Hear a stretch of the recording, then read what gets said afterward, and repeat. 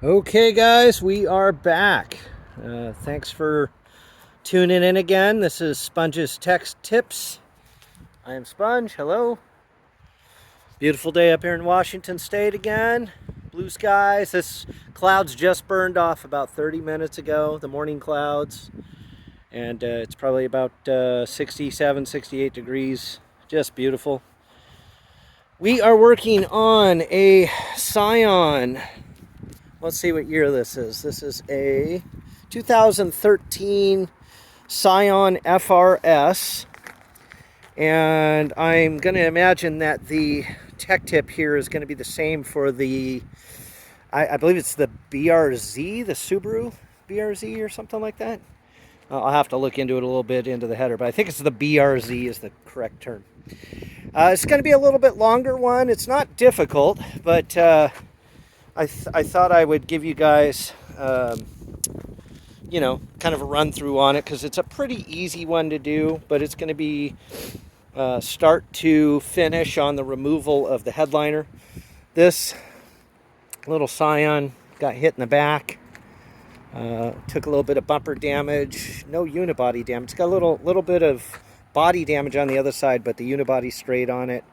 We're going to be fixing the bumper, putting a new bumper on. This little bit of damage right here to the body slash unibody, but it is straight underneath. It's just a cosmetic on the unibody by the gas filler door here. But before we get going, let's double check the VIN plate. Again, I always like to make sure that my year is correct. So this is April of 2013. So go ahead and make sure yours matches the production years of this. All right, let's get into it. Let's start off with the tools. We're going to need a couple things. You are going to need a medium to large Phillips head screwdriver, a small flathead screwdriver, or possibly a pick, but in this situation, a small flathead screwdriver is what I recommend. A panel popper, something clean. You are going to be touching the headliner with it. And a pair of needle nose pliers of sort. I like these curved ones. I use them all the time. It just allows me to pinch and turn and get some angles on stuff.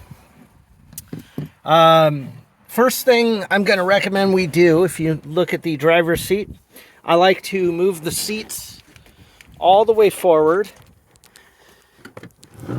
and then sit them back as far as they'll go. So recline them into the reclining position like so. Once they're reclined back, they should be touching the back seat. You can then back them up as far as they go. And what that does is that just clears the seat out of your way. It does make it a little uncomfortable when you're sitting on it, but it is what it is. It's nice to be able to bring the headliner down to move around, to get around in here. So in this particular vehicle, I have already worked on this. We had to do an airbag maintenance on it, side curtain airbag, so that's why we are doing this. But I just thought I'd give you a rundown on how to remove the headliner. So let's start off. The first thing we're going to do is remove the visors. Ours has a little broken clip here. I don't know where the other half of it is, but it's probably fallen down in the vehicle here, but we'll find it. If not, we will buy a replacement for that.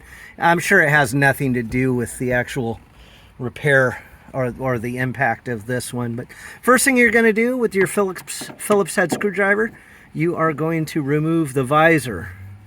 You've got 2 screws per side. Easy peasy. If they fall, keep an eye on them. I am doing this one-handed. Forgot my tripod today, so I'll do the best I can one-handed. I actually think I can do this for you guys. Start to finish on a headliner, that's pretty impressive for me. Okay, visor is out. I like to set the visors up on the dash like so. I like to keep the hardware close to it. Someplace, make sure you don't have any vents that it could fall into. You'll notice I already pulled the driver's side off just for the purpose of speed here. Okay, next thing you're going to need is your flathead screwdriver. Now we're going to work on the clip. On this clip, you'll see a small groove on the front, and I don't know if you can see it, there is a small groove on the back. I recommend doing the back first. You slide your flathead screwdriver in there, pull it down just a tiny bit. Then you do the front. If possible, if you have two hands, it's better to pull down, which I may have to do here. I may have to set the phone down a little bit, the camera down, and show you. But so if you keep the leverage on, let's see if we can, no, see, it keeps popping back into place. So I'm going to set this down. Let's see if you can't get a view on it while we are, oh, and then it just falls right out, guys. All right, that was funny. I did get it out. Just to show you, it's got two little clips on the front and the back, there and there. That's what you're pushing on to release it out of the square hole in the roof. Okay, next one. You are going to pull down the A-pillar interior panel. If you want, you can use your panel popper. You could slide it in there at the top. You could also use your fingers. You just want to put a little pressure. That's going to pop out. Inside here, you've got the safety clip. Again, I've explained this on other manufacturers, but when this airbag deploys, this has to stay attached. If it's not attached, it will deploy and hit the passenger or the drivers, depending on what side explodes. It will hit you and it will cause harm. So you have to keep this green clip attached. There's also a single compression clip in the middle. But the hardest thing to get off is this green thing. This is where your needle nose pliers come into play. This one's a little weird because the fit is really tight, and you're going to want to get that clip into a position where you can spin it and remove it from the hole. Now again, this might be difficult doing it one-handed. I'm going to try my best here.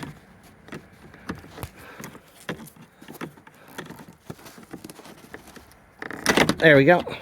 So if you spin it, it will turn, and then you can slide it out of the similar shaped hole. Ironically, on this one, I feel like installing it is more difficult. I know that sounds weird, but it's kind of hard to get it twisted in and get it pivoted in the right position. Okay, once you have that unhooked, you're just going to grab the interior plastic panel, pull it towards the back of the car, towards the roof and back. It's got two little grooves that slide into the side of the dash up here. That's what you're going to disconnect. And then again, just set it aside. Okay. I've already done the driver's side for the sake of speed. Okay, next thing, you've got 3 clips on the back. There's one in the middle, one on each side. I've already, just for the sake of speed, removed them so we can just pop them right out. I do want to show you these so you have an understanding. These are not necessarily a compression clip. What it does is it pushes in, and then you've got a second kind of a color matched insert that goes in and spreads it to hold it in place. So when you put your panel popper, you need to make sure that you slide in between those two and separate those. If you put your panel popper behind the white part and pry, you will break the little tabs off, and then you will have to find a replacement because they will no longer stay in the hole. So this is as simple as taking your panel popper, and when you slide it in, again, make sure it's on this side of the white, and then just expand it. In this case, it just fell out. I already had it loose. Then you just grab it with your fingernail and pop it the rest of the way out. we'll do the same. These are already partially removed, again, just for speed. You pull that out. And then with our fingers, you just grab the white plastic and again set those up out of the way. Okay, next thing you're gonna do is this is a pretty light duty thing. From this point you almost can pull it out without removing anything else. There is one more clip, so you've got your front light here. No need to take that apart. It's just a compression clip behind, so just reach ahead up by the windshield, pull it down, and you'll hear it pop out. And then at this point you take your weather stripping and you're just gonna slide it gently away from the weather stripping. Try not to bend it too much because it will break. It overhangs just a tiny bit, and then just shimmy one side out at all the corners. And we're gonna have to get out because it's gonna fall down on us here. So now you've got it pulled down. You're just gonna pop the back free, sliding it forward just a tiny bit, and your headliner is now down. If you need more space than this, so you can see now we've got access to the side curtain airbags there. That's the driver's side.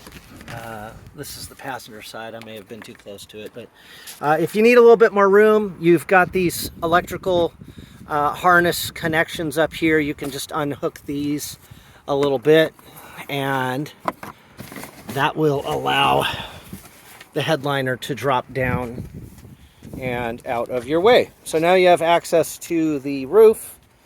This is going to come into play if you need to do any repairs to the airbags, possibly modifications to the roof. I don't know how much room there is, but if somebody was going to do a sunroof or something in this. Another thing that this would be used for, which is something that I do, which is paintless dent removal. Now you've got access to the roof to do any dent removal repair from the inside. So now if you need to remove the headliner completely, you do have the harnesses continue up and down the pillars. You can unplug them from here, and once you unplug it, you can very carefully slide the entire headliner out, and that will help facilitate any sort of a repair or replacement on that if need be. All right, guys, putting it back in is as simple as reversing what we just did. Again, the one thing I found difficult putting it back in was trying to maneuver that green kind of safety attachment right here. I don't know why. It's just a little more awkward to try to put back into that little hole than it is to get out. But just slow down, take your time, and you'll figure out how to push it back in there. All right, guys, that does it for this one. Hopefully that helps some of you guys out. Please hit the like button, subscribe to the channel. I'm going to keep knocking out car after car after car here. We're going to keep doing more stuff. If you have any comments or recommendations or requests, feel free to leave a comment in the comment section. And with that being said, we will catch you on the next one.